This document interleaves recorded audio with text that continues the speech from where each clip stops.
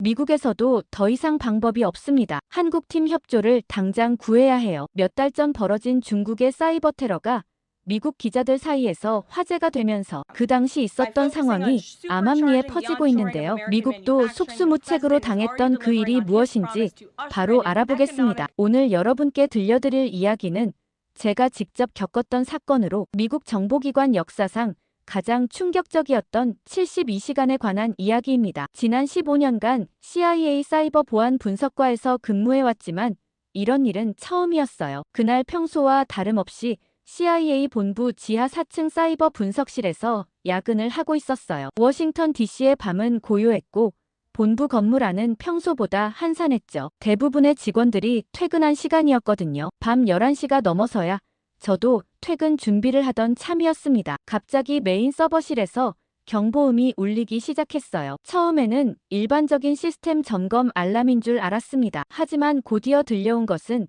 제가 15년간 한 번도 들어본 적 없는 최고 등급 보안 경보였어요. 그 순간 등골이 서늘해지는 느낌이었죠. 급히 메인 모니터를 확인해보니 전체 네트워크 상태가 심상치 않았습니다. 평소 초록색으로 안정적이던 시스템 상태창들이 일제히 노란색으로 바뀌더니 이내 빨간색 경고등이 깜빡이기 시작했어요. 화면 곳곳에서 오류 메시지들이 폭포수처럼 쏟아져 내렸습니다. 가장 충격적인 건 시스템 로그였어요. 오후 11시 27분부터 정확히 10초간 전체 시스템이 완전히 멈춘 기록이 남아있었거든요. 10초라는 시간이 짧게 느껴질 수도 있지만 CIA 시스템에서 10초는 영원과 같은 시간입니다. 우리의 모든 보안 프로토콜은 1초 단위로 작동하는데 10초간 완전한 침묵이 있었다는 건 누군가가 우리 시스템을 완전히 장악했다는 의미였어요. 더욱 끔찍한 건 그 10초 동안 극비 작전 자료 3건이 외부로 유출되었다는 사실이었습니다. 유출된 자료들은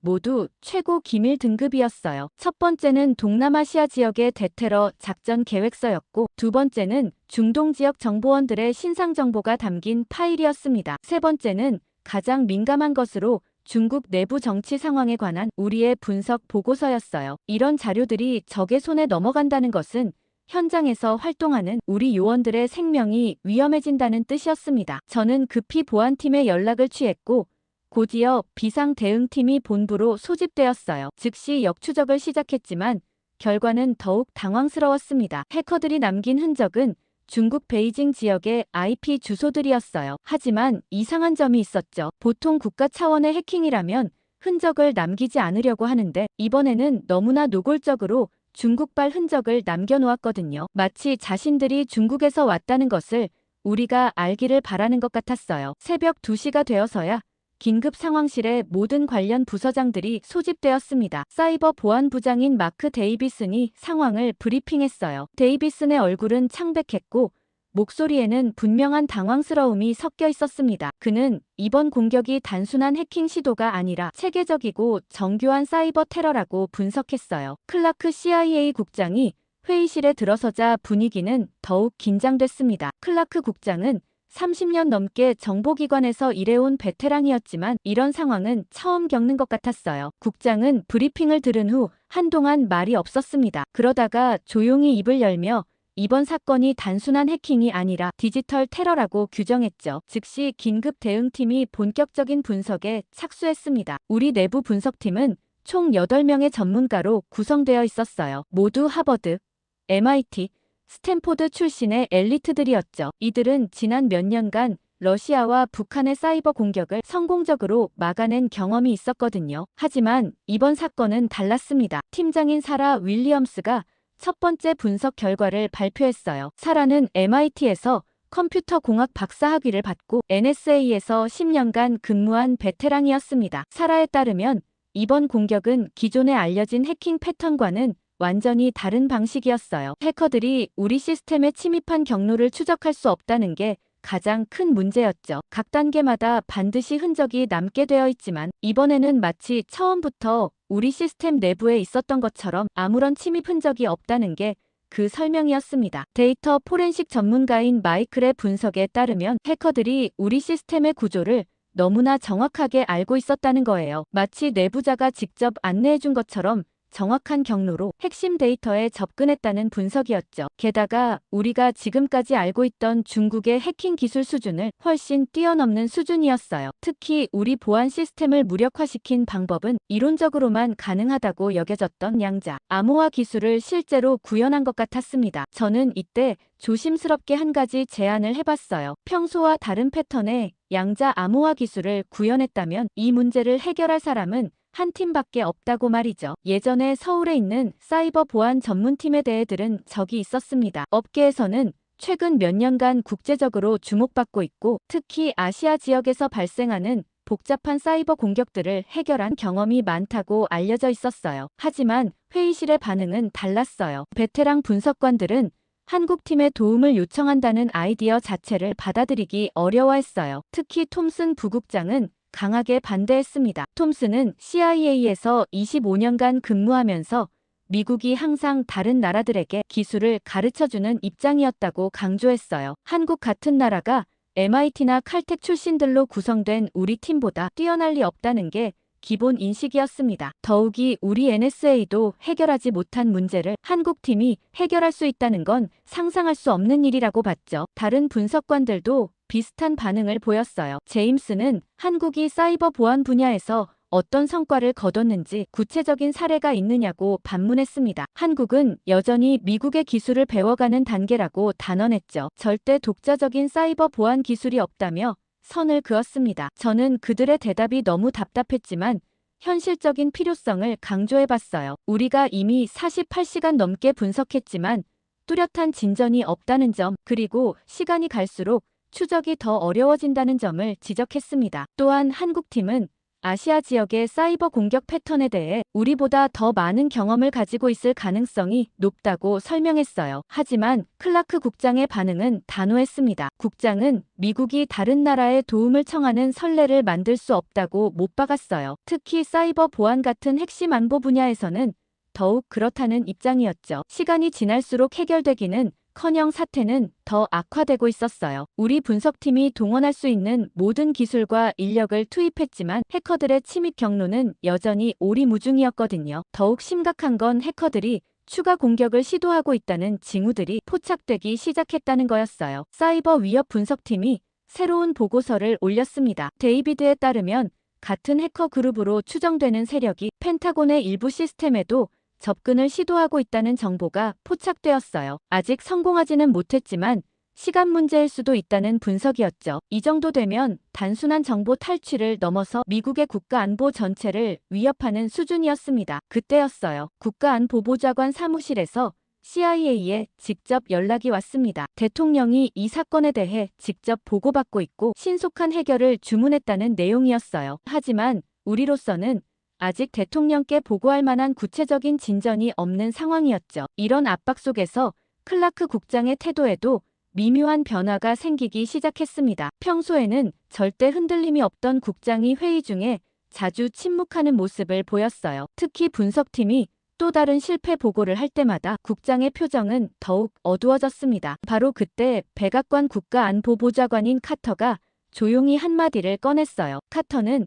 최근 한국의 사이버 보안 역량에 대한 보고서를 본 적이 있다면서 그 한국팀의 이름이 뭐였는지 물어봤습니다. 저는 즉시 제가 말했던 팀이라고 답했어요. 카터는 잠시 생각하더니 그 팀에 대해 더 자세한 정보를 요청했습니다. 저는 제가 알고 있는 한국 해커팀에 대한 정보를 간략하게 설명했어요. 팀은 박세윤이라는 젊은 해커가 이끄는 팀으로 서울대학교 출신이지만 MIT에서 전액 장학금을 제안받았을 때 이를 거절하고 한국에 남아서 팀을 만든 인물이라고 했습니다. 박세윤은 한국의 기술로 세상을 지키겠다는 신념을 가지고 있다고 알려져 있었어요. 카터는 이 정보를 듣고 상당히 흥미로워했습니다. 특히 박세윤이 MIT의 제안을 거절했다는 부분에서 주목했어요. 일반적으로 아시아의 젊은 인재들은 미국 유학 기회를 놓치지 않는데 의도적으로 한국에 남았다는 건 의외라고 했죠. 그 설명을 듣고도 별 진전이 없었지만 사태가 심각해지자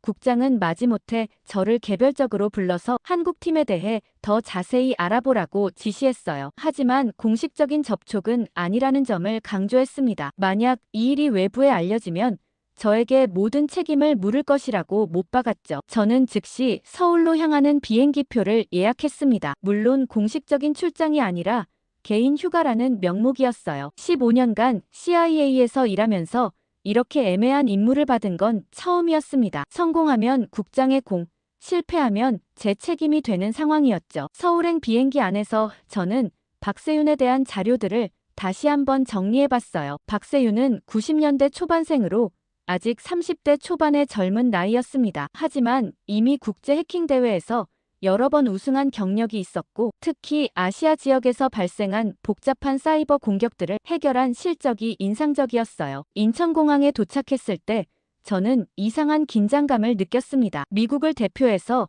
다른 나라에 도움을 요청하러 가는 상황이라니 15년 전에는 상상도 할 수 없었던 일이었거든요. 서울에 도착한 첫날은 완전히 예상과 달랐습니다. 인천공항에서 시내로 들어가는 길에 보인 풍경들이 제가 알고 있던 한국과는 사뭇 달랐어요. 특히 지하철역에서 본 무인 시스템들의 정교함은 워싱턴 DC보다도 더 발달되어 보였습니다. 박세윤과의 만남을 주선해준 건 제가 5년 전 사이버 보안 컨퍼런스에서 만났던 김민수라는 인물이었어요. 김민수는 당시 한국의 국가정보원에서 근무하고 있었는데 지금은 민간 보안업체로 자리를 옮긴 상태였습니다. 김민수에게 연락했을 때 안 그래도 요새 중국 해커팀이 기승이긴 한데 미국이 곤경에 처해 있다는 사실에 놀라워했죠. 그러면서 제가 개인적인 차원에서 박세윤을 만나고 싶다고 하자 기꺼이 도와주겠다고 했어요. 강남구 한복판의 한 카페에서 첫 만남이 이루어졌습니다. 박세윤은 생각보다 젊어 보였어요. 30살 정도로 보이는 외모에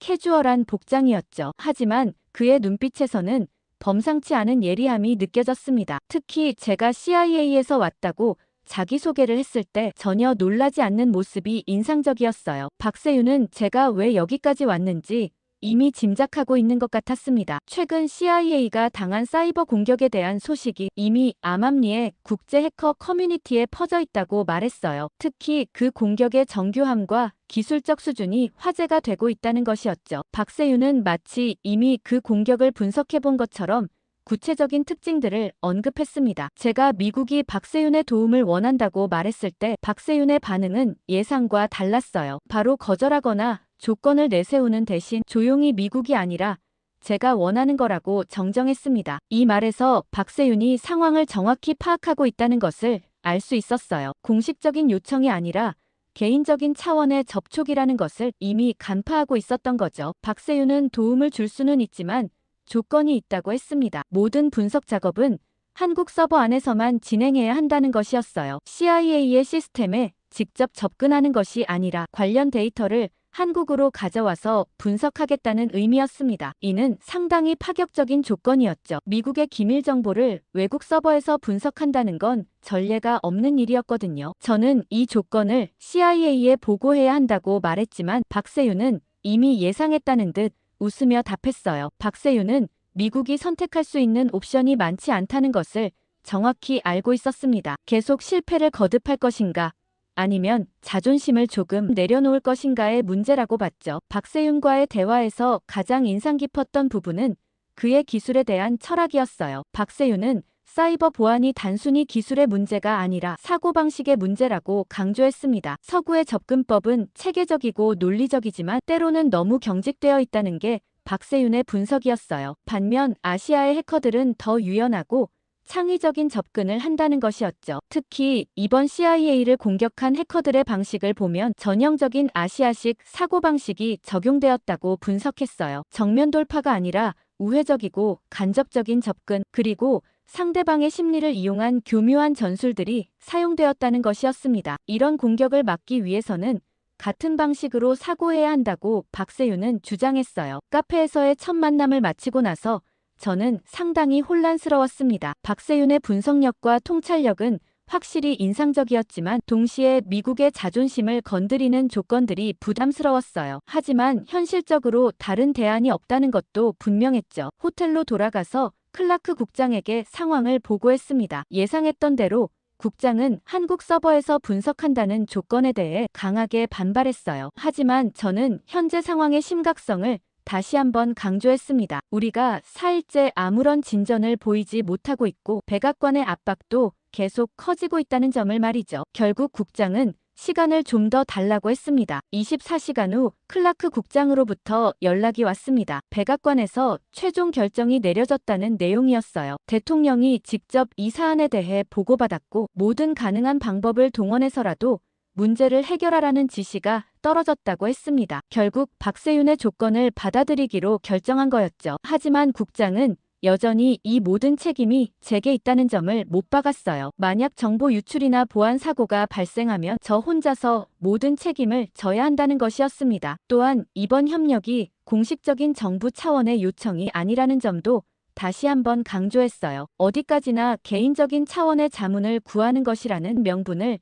유지해야 한다는 거였죠. 저는 즉시 박세윤에게 연락을 취했습니다. 박세윤은 예상했다는 듯 차분하게 받아들였어요. 그리고 72시간 안에 결과를 보여드리겠다고 약속했습니다. 미국이 며칠을 실패한 것에 비하면 72시간이라는 기간은 상당히 짧은 시간이었지만 박세윤은 확신에 찬 목소리로 말하더라고요. 다음날 아침 박세윤의 작업실을 방문했을 때 저는 깜짝 놀랐습니다. 강남구의 한 오피스텔 건물 지하에 위치한 그 공간은 제가 상상했던 것과는 완전히 달랐어요. 최첨단 서버들과 모니터들이 빼곡히 들어차 있었고 벽면 전체가 하나의 거대한 디스플레이로 구성되어 있었습니다. 마치 영화에서나 볼 수 있는 미래적인 사이버 작전실 같았죠. 박세윤의 팀원들도 인상적이었습니다. 총 6명으로 구성된 팀이었는데 모두 20대 후반에서 30대 초반의 젊은 전문가들이었어요. 각자 다른 분야의 전문성을 가지고 있었지만 모두 공통적으로 날카로운 집중력을 보여주고 있었습니다. 특히 인상적이었던 건 그들이 일하는 방식이었어요. 서로 큰 소리로 토론하거나 지시를 내리는 대신 마치 하나의 생명체처럼 유기적으로 움직이고 있었습니다. 박세윤이 CIA 서버에 접근하기 시작했을 때 첫 번째 놀라운 일이 벌어졌습니다. 미국의 보안팀에서는 여전히 한국 팀을 의심스러워하고 있었어요. 특히 베테랑 분석관들은 서울에서 온 젊은 해커들이 과연 우리가 못한 일을 해낼 수 있을지 회의적이었습니다. 일부는 박세윤 팀이 미국의 보안 도구나 분석 프로그램을 제대로 다룰 줄 아는지조차 의문스러워했어요. 하지만 박세윤은 불과 6시간 만에 첫 번째 성과를 보여줬습니다. 우리가 지난 일주일간 찾지 못했던 해커들의 우회 루트를 추적하는데 성공한 거였어요. 더욱 놀라운 건 박세윤이 발견한 침입 경로가 우리가 예상했던 것과는 완전히 다른 방향이었다는 점이었습니다. 박세윤은 이번 공격이 단순한 해킹이 아니라고 분석했어요. 박세윤의 설명에 따르면 해커들은 우리가 예상하는 방식으로 공격하지 않았다고 했습니다. 대신 우리의 사고방식과 대응 패턴을 미리 연구해서 우리가 놓칠 수밖에 없는 사각지대를 공략했다는 것이었어요. 바로 그때 더욱 충격적인 일이 벌어졌습니다. 중국 측에서 CIA 시스템에 대한 2차 공격을 시작한 거예요. 이번에는 첫 번째 공격보다 훨씬 더 공격적이고 대담한 시도였습니다. 마치 우리가 첫 번째 공격을 분석하고 있는 것을 알고 있다는 듯 우리의 대응을 무력화시키려는 의도가 분명했어요. 미국의 보안팀은 완전히 패닉 상태에 빠졌습니다. 첫 번째 공격도 제대로 해결하지 못한 상황에서 더 강력한 2차 공격까지 시작된 거였거든요. 사라 윌리엄스를 비롯한 베테랑 분석관들은 어떻게 대응해야 할지 갈피를 잡지 못하고 있었어요. 하지만 박세윤은 놀랍도록 침착했습니다. 마치 이런 상황을 예상하고 있었다는 듯 차분하게 키보드 앞에 앉더니 몇 번의 클릭만으로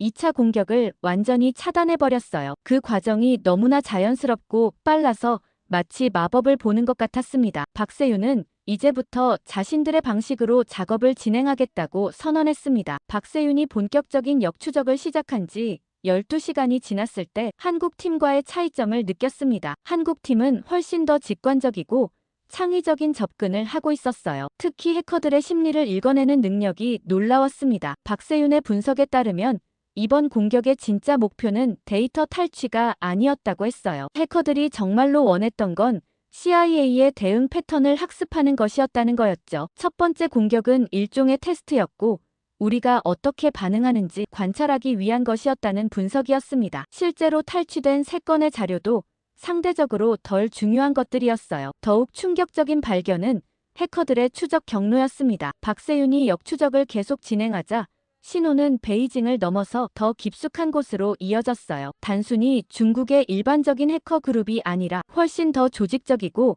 체계적인 집단의 소행이라는 것이 명확해졌습니다. 특히 놀라운 건 추적 신호가 베이징 시내 중심가의 한 건물로 직접 연결되고 있다는 점이었어요. 박세윤은 그 건물의 정확한 위치까지 특정할 수 있었습니다. 베이징 중관촌 지역의 한 오피스 빌딩이었는데 표면적으로는 IT 컨설팅 회사로 등록되어 있었어요. 하지만 박세윤의 추가 분석 결과 그 회사는 중국 공산당과 직접적인 연관이 있는 조직이라는 것이 밝혀졌습니다. 이는 단순한 해킹 사건이 아니라 국가 차원의 사이버 공작이었다는 것을 의미했어요. 미국의 NSA 기술 책임자인 로버트가 이 결과를 보고받았을 때 상당히 놀라워했어요. 스미스는 NSA에서 20년간 근무하면서 중국의 사이버 공작을 전담해온 베테랑이었어요. 하지만 박세윤이 발견한 조직은 스미스도 전혀 알지 못했던 새로운 그룹이었습니다. 더욱이 그들의 기술 수준이 기존에 알려진 중국 해커 그룹들보다 훨씬 높다는 점도 충격적이었어요. 스미스는 박세윤에게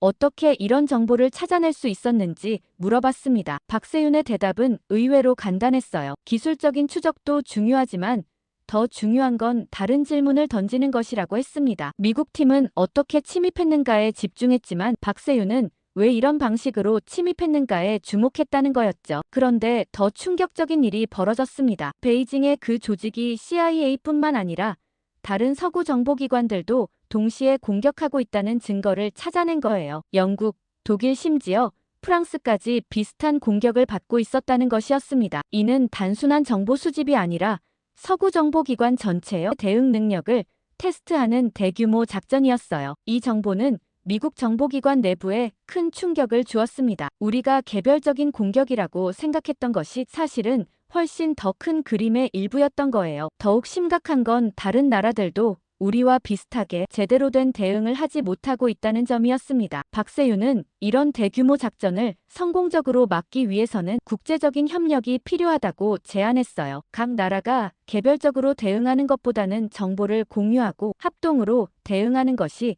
더 효과적이라는 분석이었습니다. 하지만 이는 기존의 정보기관 문화에서는 받아들이기 어려운 제안이었어요. 로버트 스미스를 비롯한 미국 보안 전문가들은 이제 박세윤의 능력을 완전히 인정할 수밖에 없었습니다. 그들이 수년간 찾지 못했던 것을 48시간 만에 찾아낸 것이었거든요. 이 작전이 막바지에 접어들면서 예상치 못한 일들이 연쇄적으로 벌어지기 시작했습니다. 기밀작전이라고 생각했지만 박세윤의 성과가 미국 언론들에게까지 알려지기 시작한 거예요. 처음에는 워싱턴 포스트의 한 기자가 CIA의 사이버 공격이 있었다는 사실을 보도했는데 며칠 후에는 그 공격을 해결하는데 한국팀이 핵심적인 역할을 했다는 내용까지 나오기 시작했어요. 이런 보도들이 나오면서 CIA 내부는 상당히 민감해졌습니다. 공식적으로는 외부의 도움을 받지 않았다는 입장을 유지해야 했지만 실제로는 박세윤 없이는 문제 해결이 불가능했다는 것을 모두가 알고 있었거든요. 특히 클라크 국장은 언론 대응에 상당히 신경을 쓰고 있었어요. 하지만 CIA 내부에서는 분위기가 확실히 바뀌고 있었습니다. 처음에 한국팀을 무시했던 베테랑 분석관들도 이제는 박세윤의 능력을 인정할 수밖에 없었어요. 특히 사라 윌리엄스는 박세윤의 분석 방법론에 대해 깊은 관심을 보이기 시작했습니다. 사라는 MIT에서 박사 학위를 받을 때 배운 전통적인 접근법과는 완전히 다른 박세윤의 방식이 오히려 더 효과적이라는 것을 인정했어요. 저는 이런 변화를 지켜보면서 상당히 감동적이었어요. 처음에는 자존심 때문에 한국팀의 도움을 거부했던 사람들이 이제는 오히려 배우려는 자세를 보이고 있었거든요. 박세윤에게 왜 미국에게 이런 도움을 주는 것인지 물어봤을 때 그의 대답이 인상적이었습니다. 박세윤은 한국이 더 이상 누군가의 보호를 받아야 하는 작은 나라가 아니라 세계 문제 해결에 기여할 수 있는 동등한 파트너라고 생각하고 있었습니다. 특히 사이버 보안 분야에서는 한국의 기술력이 이미 세계 최고 수준에 도달했다는 자신감을 보여주고 있었어요. 작전이 성공적으로 마무리된 후 백악관에서는 후속 조치에 대한 논의가 시작되었습니다. 이번 사건을 통해 미국 혼자서는 해결할 수 없는 새로운 종류의 사이버 위협들이 등장하고 있다는 것이 명확해졌거든요. 특히 중국이 서구 정보기관 전체를 상대로 벌이고 있는 대규모 사이버 작전에 대응하기 위해서는 국제적인 협력이 필수적이었어요. 특히 아시아 지역의 기술 강국들과의 협력을 강화해야 한다는 결론에 도달했습니다. 며칠 후 백악관에서는 사이버 연합 방위망 구성을 한국 해커팀에 공식 제안했습니다. 이는 한미 양국이 사이버 보안 분야에서 동등한 파트너로서 협력하겠다는 의미였어요. 더 이상 미국이 일방적으로 보호를 제공하는 관계가 아니라 서로의 장점을 활용해서 공동으로 위협에 대응하겠다는 새로운 패러다임이었죠. 물론 클라크 국장은 이런 변화를 받아들이는데 시간이 좀 걸렸습니다. 30년간 미국이 세계의 교사 역할을 해왔는데 이제는 다른 나라로부터 배워야 하는 상황이 되었다는 것을 인정하기가 쉽지 않았어요. 하지만 현실적으로 다른 선택의 여지가 없다는 것도 분명했습니다. 이번 사건을 통해 저는 세상이 정말 빠르게 변하고 있다는 것을 실감했습니다. 한국 해커팀과의 협정이 체결된 지 6개월이 지나자 놀라운 변화들이 나타나기 시작했습니다. 가장 먼저 눈에 띈 건 국제 사이버 보안 커뮤니티에서 한국의 위상이 급격히 높아졌다는 점이었어요. 예전에는 미국이나 유럽의 전문가들이 주도하던 국제 컨퍼런스에서 이제는 한국팀의 발표가 가장 주목받는 세션이 되었습니다. 특히 인상적이었던 건 세계 보안 포럼에서 벌어진 일이었어요. 박세윤의 다보스 연설은 전 세계적으로 큰 화제가 되었습니다. 박세윤은 연설에서 대한민국이 단순한 기술 강국을 넘어서 디지털 평화의 중심 역할을 하고 있다고 선언했어요. 특히 사이버 공격이 일상화된 현대 사회에서 한국이 새로운 해결책을 제시하고 있다는 점을 강조했습니다. 하지만 연설이 끝나고 질의응답 시간에 예상치 못한 일이 벌어졌습니다. 중국 사이버 보안 연구소의 장웨이 소장이 날카로운 질문을 던진 거예요. 장웨이는 한국 같은 작은 나라가 사이버 보안 분야에서 중국이나 미국 같은 강대국과 어깨를 나란히 할 수 있다고 생각하는지 물어봤습니다. 특히 한국의 사이버 보안 기술이 실제로는 미국 기술의 변형에 불과하다는 주장을 펼쳤어요. 장웨이의 질문은 상당히 도발적이었습니다. 그는 한국이 CIA 사건을 해결한 것도 사실은 미국이 미리 준비해놓은 시나리오였을 가능성이 높다고 암시했어요. 진짜 독자적인 기술력이 있다면 왜 지금까지 국제 무대에서 존재감이 없었는지 반문했습니다. 박세윤의 답변은 차분하면서도 강력했습니다. 박세윤은 먼저 한국이 지난 30년간 사이버 보안 분야에서 쌓아온 독자적인 기술 개발 과정을 구체적으로 설명했어요. 특히 북한의 지속적인 사이버 공격에 대응하면서 발전시킨 고유한 방어 기법들이 있다고 강조했습니다. 더욱 인상적이었던 건 박세윤이 제시한 구체적인 데이터였어요. 박세윤은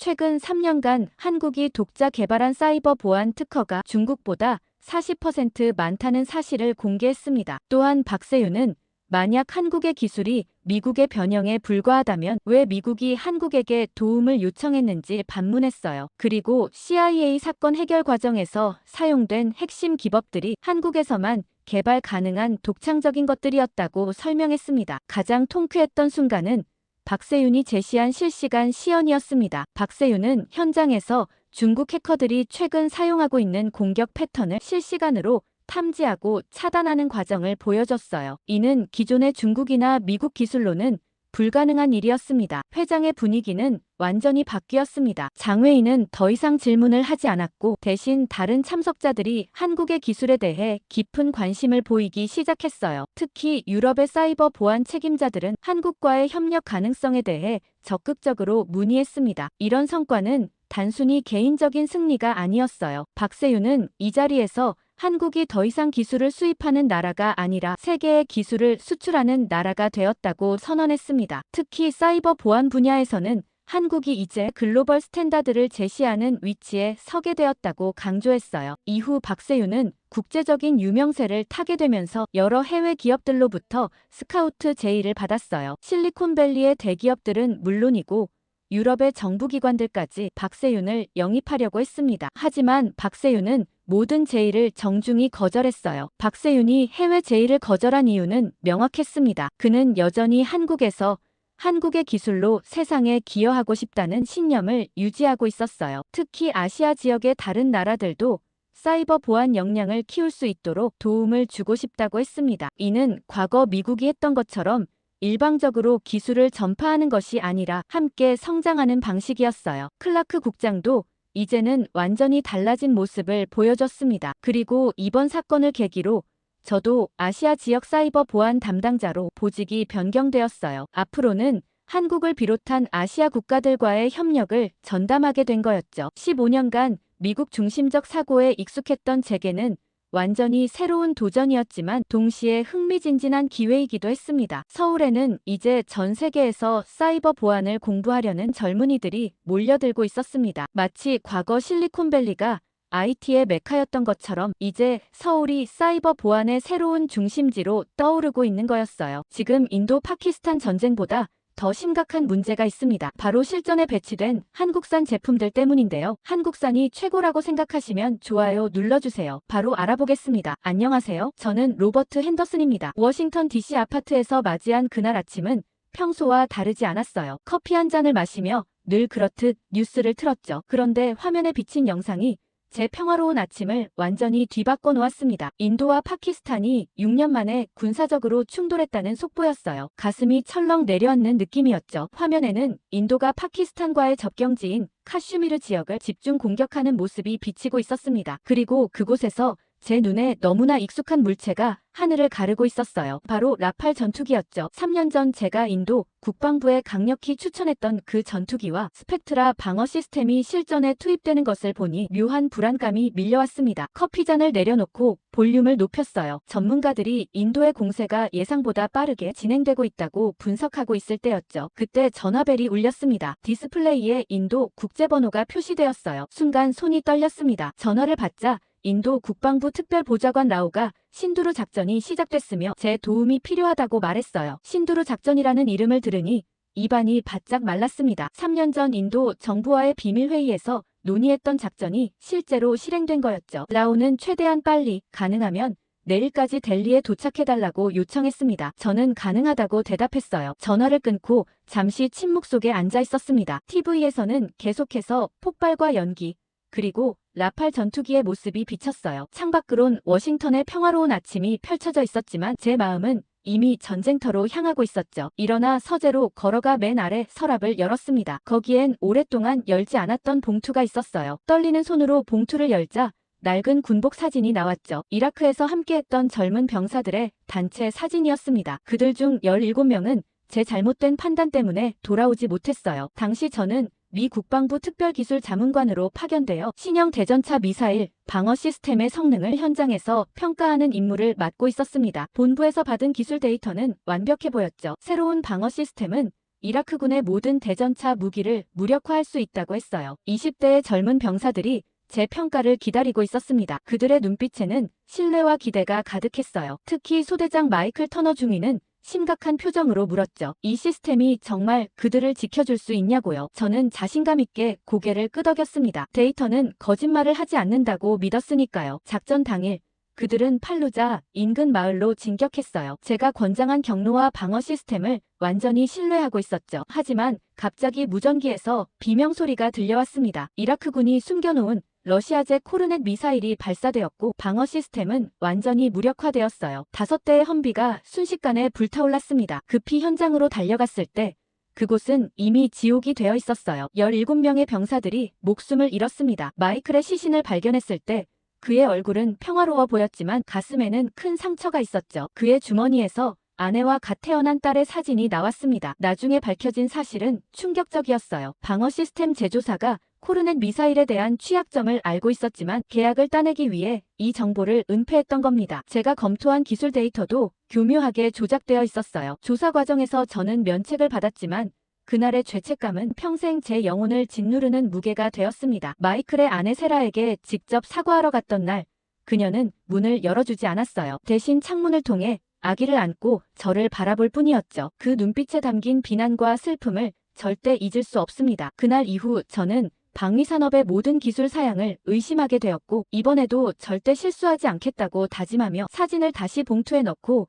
여행 가방을 꺼냈습니다. 옷가지와 필수품을 챙기면서도 머릿속은 온통 수치로 가득했어요. 라팔의 스펙트라 방어 시스템 사양 대응 주파수 회피 능력까지 제가 검토하고 추천했던 모든 기술적 세부 사항들이 머릿속을 스쳐 지나갔습니다. 가방을 닫으며 창밖을 바라봤어요. 아침 햇살이 눈부셨지만 제 마음은 이미 어두운 먹구름으로 가득 차 있었습니다. 이번 임무가 단순한 기술 자문이 아니라는 것을 알고 있었어요. 이것은 제 과거의 실수를 바로잡을 기회이자 또 다른 비극을 막을 수 있는 마지막 기회일지도 모른다는 사실을 말입니다. 뉴델리 공항에 도착하자마자 군용 헬리콥터가 저를 기다리고 있었어요. 비행기에서 내리자마자 인도 공군 관계자들이 달려와 짐을 받아들고 헬리콥터로 안내했죠. 시간이 없다고 했습니다. 헬리콥터는 곧바로 카슈미르 지역으로 향했어요. 헬리콥터 안에서 인도 공군 참모 비샬 쿠마르 대령이 저를 반갑게 맞이했습니다. 비샬은 신두루 작전이 순조롭게 진행 중이라며 자신감 넘치는 목소리로 저에게 브리핑을 시작했어요. 특히 라팔 전투기가 놀라운 성능을 보여주고 있다고 강조했죠. 저는 고개를 끄덕이면서도 비샬이 건넨 전황 보고서를 면밀히 검토했습니다. 그런데 뭔가 이상했어요. 통제선 인근에서 발생한 폭발 패턴이 예상과 달랐습니다. 비샬의 설명을 들으면서도 제 눈은 보고서의 세부 내용을 계속 훑어보고 있었어요. 파키스탄의 대응이 너무 조직적이고 준비된 듯했죠. 마치 인도의 공격 패턴을 미리 알고 있었던 것처럼요. 헬리콥터가 지휘본부에 도착하자 수많은 장교들이 분주하게 움직이는 모습이 보였습니다. 전쟁의 긴장감이 공기 중에 가득했어요. 비샬은 저를 임시 사무실로 안내하며 첫 임무를 설명했죠. 공개된 전투 영상을 분석해달라고 했습니다. 사무실에 들어서자마자 저는 컴퓨터를 켜고 영상을 살펴보기 시작했어요. 피말리아 지역 상공으로 전투기가 굉음을 내며 날아다니고 폭발이 발생하는 모습들이었습니다. 영상을 프레임별로 분석하면서 저는 점점 더 이상한 점을 발견했어요. 라팔 전투기가 회피 기동을 하는 패턴이 표준 매뉴얼과 달랐죠. 마치 스펙트라 방어 시스템이 제대로 작동하지 않는 것처럼 보였습니다. 제 직감이 경고음을 울리기 시작했어요. 무언가 잘못되고 있었습니다. 스펙트라 방어 시스템은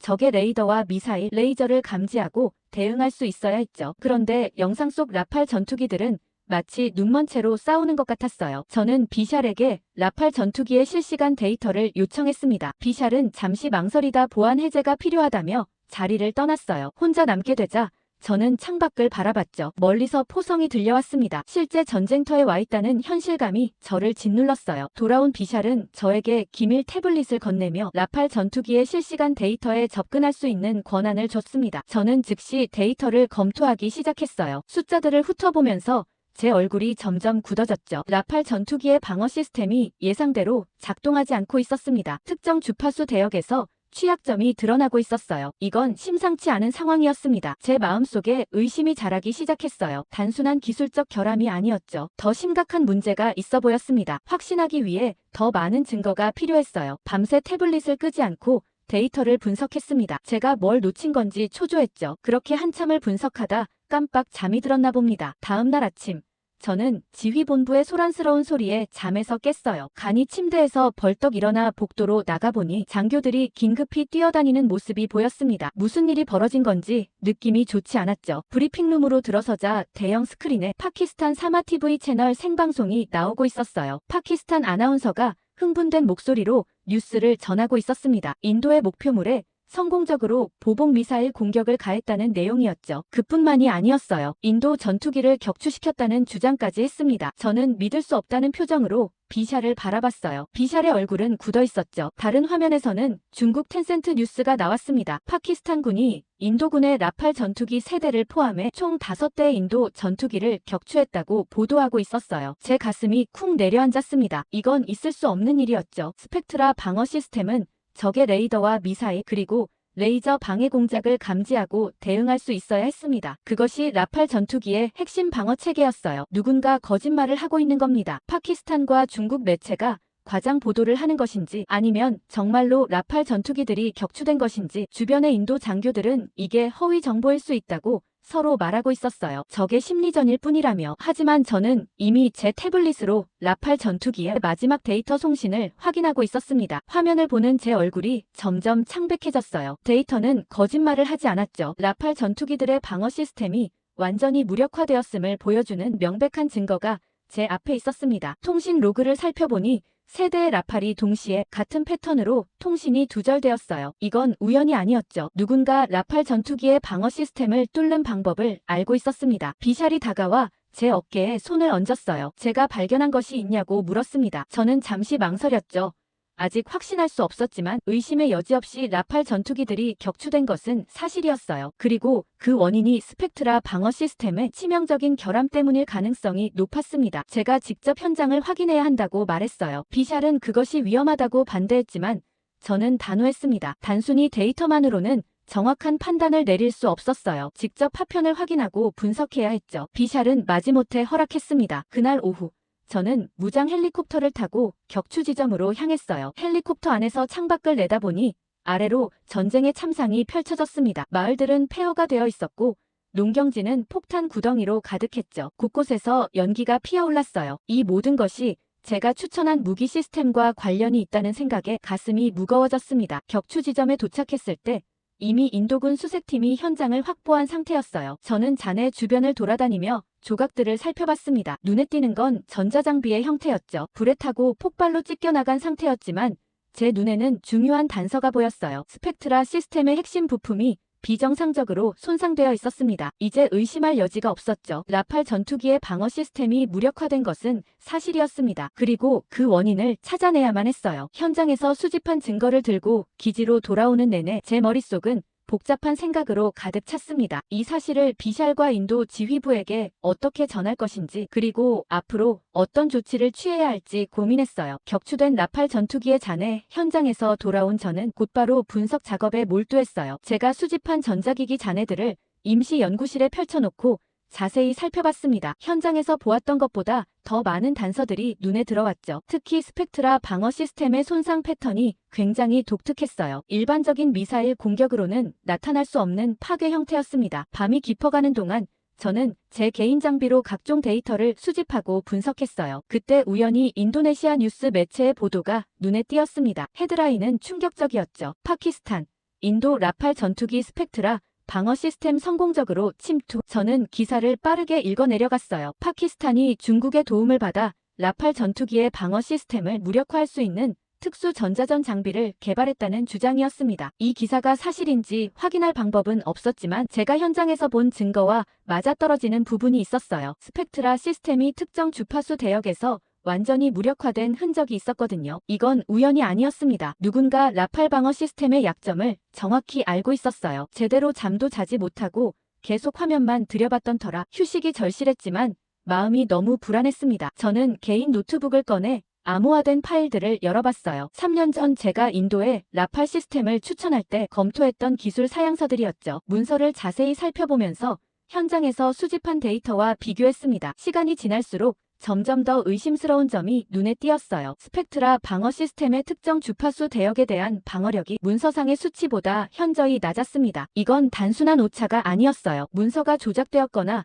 실제 구현된 시스템이 사양서와 다르게 제작되었다는 의미였죠. 머리를 쥐어뜯으며 다시 데이터를 확인했습니다. 제가 놓친 것이 있는지 아니면 제 판단이 틀린 것인지 확신할 수 없었어요. 그러다 과거 동료였던 프랑스 방위산업체의 엔지니어 피에르가 생각났습니다. 그는 라팔 전투기의 스펙트라 시스템 개발에 직접 참여했던 인물이었죠. 만약 그가 잘못된 데이터를 알고 있었다면 왜 말하지 않았을지 의아했습니다. 반면 정말 그가 몰랐다면 누가 이런 중대한 결함을 은폐했을지 답답해졌어요. 피에르에게 이번 사건과 관련한 메시지를 보내고 나서 창밖을 바라봤어요. 먼 하늘에서 폭발음이 들려왔습니다. 전쟁은 계속되고 있었고 아마도 지금 이 순간에도 더 많은 라팔 전투기들이 위험에 노출되어 있을 거예요. 시간이 너무 부족했습니다. 다시 컴퓨터로 돌아와 파키스탄과 중국의 최신 전자전 기술에 관한 자료들을 찾아봤어요. 공개된 정보는 제한적이었지만 중국이 최근 몇 년간 특정 주파수 대역을 교란하는 기술 개발에 집중해왔다는 단서들이 있었습니다. 그리고 그 주파수 대역은 바로 스펙트라 시스템의 취약점과 일치했어요. 모든 퍼즐 조각이 점점 맞춰지기 시작했습니다. 하지만 아직 결정적인 증거가 부족했어요. 저는 태블릿을 들고 비샬의 사무실로 향했습니다. 비샬에게 라팔 전투기의 출격 기록과 작전 보고서를 모두 볼 수 있게 해달라고 요청했어요. 특히 최근 몇 개월간의 기록이 필요했습니다. 비샬은 의아한 표정을 지었지만 제 요청을 들어줬어요. 그는 지금까지 제가 발견한 것이 무엇인지 물었습니다. 저는 아직 확실한 것은 없다고 대답했지만 내심 심각한 문제가 있다는 확신이 들고 있었어요. 그리고 그 문제의 근원이 어디에 있는지 밝혀내야만 했습니다. 사무실로 돌아와 밤새도록 자료를 검토하면서 제 의심은 점점 더 커져갔어요. 그리고 피에르의 답장을 기다리며 저는 이 모든 상황이 단순한 기술적 결함 이상의 무언가가 있다는 직감을 지울 수 없었습니다. 만약 누군가 의도적으로 기계를 팔기 위해 거짓 자료를 냈다는 것이 사실로 드러난다면 국제적으로 큰 문제가 될 게 분명했어요. 다음 날 아침 저는 충격적인 정보를 입수했어요. 제 태블릿으로 인도 공군의 내부 데이터베이스를 검색하던 중 우연히 발견한 보고서였습니다. 지난 4월 30일 인도 라팔 전투기 4대가 파키스탄을 향해 출격했을 때 있었던 사건에 관한 내용이었죠. 보고서에 따르면 파키스탄의 전자전 시스템이 라팔의 센서와 통신, 레이더 시스템을 완전히 마비시켰다고 했어요. 그런데 이 정보는 상부에 제대로 보고되지 않았고 작전은 그대로 진행되었다는 겁니다. 심장이 빠르게 뛰기 시작했어요. 이건 단순한 실수가 아니라 의도적인 은폐였습니다. 누군가가 라팔 방어 시스템의 치명적인 결함을 알고 있었으면서도 감춘 것이죠. 보고서를 작성한 조종사의 이름을 확인해보니 현재 파키스탄과의 교전 중 실종된 상태였어요. 우연일까요? 아니면 누군가가 증인을 제거한 걸까요? 제 생각이 거기까지 미치는 순간 암호화된 메시지 알림이 울렸습니다. 프랑스 동료 피에르로부터 온 응답이었어요. 내용은 더 충격적이었습니다. 라팔의 스펙트라 시스템은 특정 중국제 전자전 장비에 취약하다는 사실을 그들도 알고 있었다는 거예요. 하지만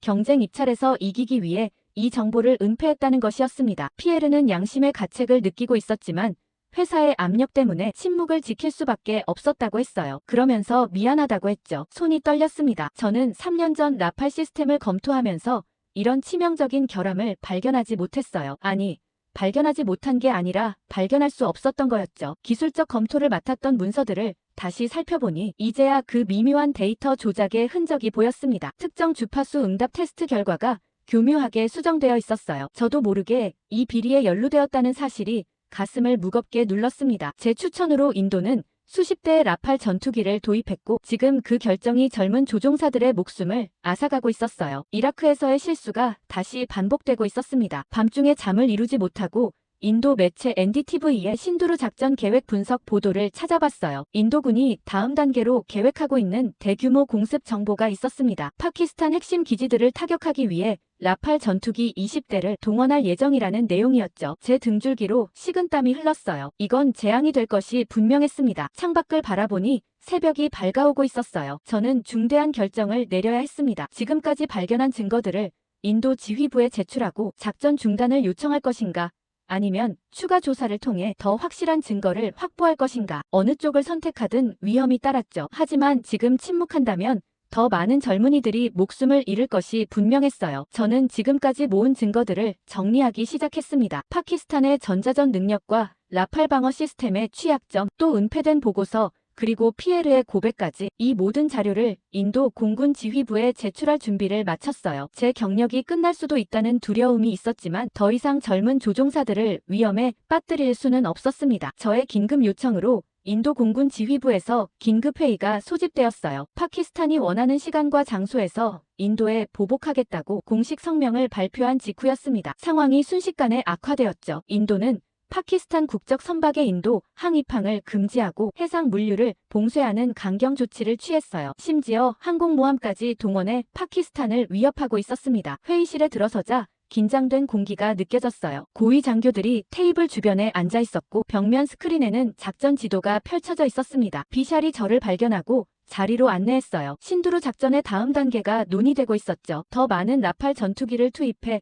파키스탄의 방공망을 무력화하는 계획이었습니다. 제 가슴이 답답해졌어요. 그들은 아직도 라팔 전투기의 치명적인 취약점을 모른 채 더 많은 전투기를 위험에 빠뜨리려 하고 있었죠. 저는 발언 기회를 요청했습니다. 모든 시선이 저에게 쏠렸어요. 제 목소리가 약간 떨렸지만 단호하게 신두르 작전의 다음 단계를 중단할 것을 강력히 권고했습니다. 제 분석에 따르면 라팔 전투기의 방어 시스템은 파키스탄의 전자전 공격에 심각하게 취약했어요. 계속 라팔을 투입한다면 더 많은 전투기가 격추될 위험이 있다고 설명했습니다. 지금까지 발견한 증거들과 은폐된 보고서 그리고 프랑스 엔지니어의 고백까지 모두 제시했죠. 회의실이 순간 조용해졌어요. 인도 공군 참모총장이 눈을 가늘게 뜨고 저를 쳐다봤습니다. 왜 이제서야 이 정보를 공개하냐고 물었어요. 제가 설명하기 전에 비샬이 나서서 제가 도착한 직후부터 이 문제를 철저히 조사해왔다고 증언해 주었습니다. 조금은 긴장이 풀렸어요. 그러나 다른 장군이 제 주장에 의문을 제기했습니다. 수십억 달러를 들여 도입한 최첨단 전투기 시스템을 사용하지 말자는 게 말이 되냐는 거였죠. 저는 대안을 제시했어요. 이미 갖고 있는 K9 자주포를 더 효과적으로 활용하자고 했습니다. 2019년 인도와 파키스탄 전쟁에서 K9은 이미 그 위력을 입증했다고 강조했어요. 당시 중국산 SH-1이 한 대도 맞추지 못했을 때 K9은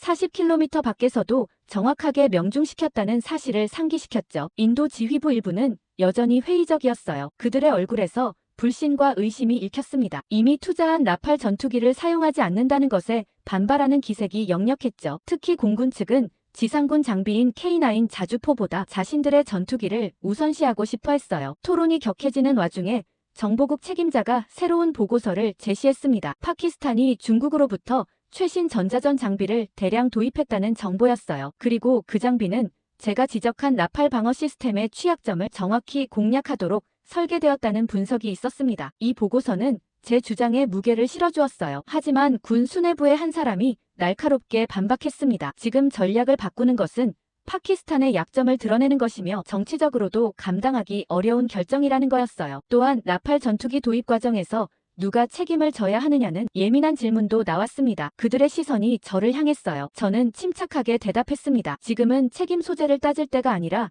더 많은 인명피해를 막아야 할 때라고요. 그리고 제가 직접 프랑스 방위산업체와 협상에 책임을 물을 것이라고 약속했어요. 하지만 지금 당장은 작전 전략을 수정하는 것이 최우선이라고 강조했습니다. 회의는 결론 없이 길어졌어요. 참모총장은 모든 정보를 검토한 후 결정하겠다며 회의를 일단 마무리했습니다. 하지만 저는 시간이 없다는 것을 알고 있었어요. 다음 대규모 공습은 24시간 내에 시작될 예정이었죠. 만약 이 작전이 원래대로 진행된다면 수많은 파일럿이 목숨을 잃을 것이 분명했습니다. 회의실을 나오면서 비샬이 저를 따라왔어요. 그는 낮은 목소리로 참모총장이 정치적 압박 때문에 쉽게 결정을 내리지 못하고 있다고 말했습니다. 인도 정부는 이미 라팔 도입을 큰 성공 사례로 홍보했기 때문에 지금 와서 결함을 인정하기 어렵다는 거였어요. 게다가 프랑스와의 외교 관계도 고려해야 했죠. 저는 중대한 결정을 내려야 한다는 것을 깨달았습니다. 만약 지휘부가 제 권고를 받아들이지 않는다면 저는 더 높은 곳으로 가야 했어요. 인도 국방장관과의 직접 면담을 요청해야겠다고 마음먹었습니다. 이건 단순한 군사작전의 문제가 아니라 수많은 생명이 걸린 도덕적 결단의 순간이었어요. 비샬에게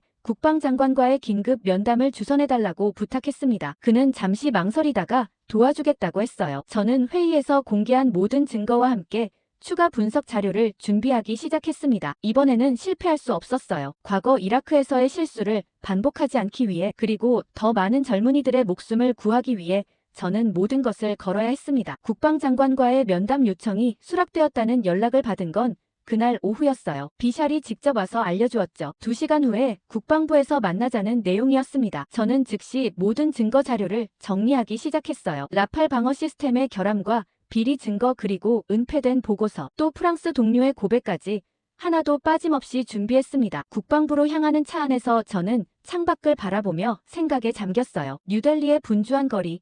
일상을 살아가는 사람들이 보였습니다. 그들은 지금 접경지대에서 벌어지고 있는 전쟁의 공포를 직접 느끼지 못하고 있었죠. 하지만 저는 알고 있었어요. 젊은 조종사들이 목숨을 걸고 라팔 전투기를 몰고 있다는 것을, 그리고 그들이 얼마나 취약한 상태인지를. 국방부 건물은 엄격한 보안 체계로 둘러싸여 있었어요. 여러 단계의 신원 확인을 거친 후 저는 마침내 국방장관의 집무실 앞에 도착했습니다. 비샬은 저를 거기까지 안내한 후 떠났어요. 이제 저 혼자였죠. 깊은 숨을 들이마시고 집무실 문을 두드렸습니다. 안에서 들어오라는 소리가 들렸어요. 문을 열고 들어서자 국방장관 아닐 쿠마르가 넓은 책상 앞에 앉아 있었습니다. 저를 보자 그는 일어나 악수를 청했어요. 나이에 비해 젊어 보이는 얼굴이었지만 눈빛은 예리하고 관통력이 있었습니다. 간단한 인사를 나눈 후 저는 바로 본론으로 들어갔어요. 라팔 방어 시스템의 결함과 비리 증거 그리고 은폐된 보고서를 모두 제출했습니다. 이 정보를 공개하면 제 경력이 끝장날 것이라는 사실을 알면서도 저는 모든 것을 털어놓았어요. 더 많은 젊은이들이 죽게 내버려 둘 수는 없었으니까요. 안일은 심각한 표정으로 자료를 검토했어요. 그의 표정이 점점 어두워졌습니다. 저는 그가 이해할 수 있도록 기술적인 부분을 최대한 쉽게 설명했어요. 스펙트라 시스템이 특정 주파수 대역에서 얼마나 취약한지, 그리고 파키스탄이 정확히 그 취약점을 공략하는 장비를 중국으로부터 확보했다는 분석 결과까지. 잠시 침묵이 흘렀어요. 안일은 창밖을 바라보더니 무거운 목소리로 물었습니다. 제가 이 결정의 결과를 이해하고 있느냐고요. 저뿐만 아니라 그들 모두에게 심각한 정치적 타격이 될 것이라고 했어요. 프랑스와의 관계와 국내 정치적 파장 그리고 군 수뇌부의 반발까지 모든 것을 감당해야 할 거라고 했습니다. 저는 고개를 끄덕였어요. 20년 전 이라크에서 저는 침묵했습니다. 그 결과로 17명의 젊은이들이 목숨을 잃었다고 말했어요. 다시는 그런 실수를 하지 않겠다고 단호하게 대답했습니다. 때로는 옳은 일을 하기 위해 개인적인 희생이 필요하다는 것도 덧붙였죠. 안일은 긴 한숨을 내쉬었어요. 그는 이미 비슷한 의혹을 가지고 있었다고 털어놓았습니다. 라팔 도입 과정에서 몇 가지 불명확한 점들이 있었고 최근 격추 사건도 의심스러웠다고 했어요. 하지만 확실한 증거가 없었기에 행동을 취하지 못했다고 했습니다. 그는 저에게 이 정보를 당분간 기밀로 유지해달라고 요청했어요. 공개적으로 라팔의 결함을 인정하는 것은 국가 안보에 위협이 될 수 있다고 했습니다. 대신 작전 계획을 수정하는 방안을 검토하겠다고 약속했어요. 제 제안대로 K9 자주포를 전면에 내세우는 방안도 고려하겠다고 했죠. 저는 한국 자주포라면 더 이상 의심할 게 없다고 말했습니다. 사무실을 나오면서 제 마음은 복잡했어요. 하지만 적어도 제가 할 수 있는 일은 다 했다는 생각에 약간의 위안을 얻었습니다. 그날 밤은 잠이 오지 않더라고요. 아니나 다를까 자정이 조금 지난 시각 전화벨이 울렸어요. 비샬이었습니다. 그는 짧게 말했어요. 국방장관이 방금 신두루 작전의 전술을 수정하라는 명령을 내렸다고요. K9 자주포를 전면에 내세운 새로운 접근법을 채택했다는 소식이었습니다. 중국제 SH-1 자주포와의 직접적인 대결이 예상됐어요. 그렇게 변경된 인도의 전술은 즉각적인 효과를 보이기 시작했어요. 다음 날 아침 저는 비샬과 함께 작전 상황실에서 새로운 전략의 초기 결과를 지켜보고 있었습니다. 제 권고에 따라 접경 지역에 집중 배치된 K9 자주포는 파키스탄의 전방 기지를 정확히 타격하며 전술적 우위를 점하고 있었어요. 특히 산악지형이 많은 카슈미르 지역에서 K9 자주포의 기동성과 정확도는 놀라운 성능을 발휘했습니다. 화면을 통해 전송되는 실시간 작전 데이터를 분석하면서 저는 감탄을 금치 못했어요. K9 자주포가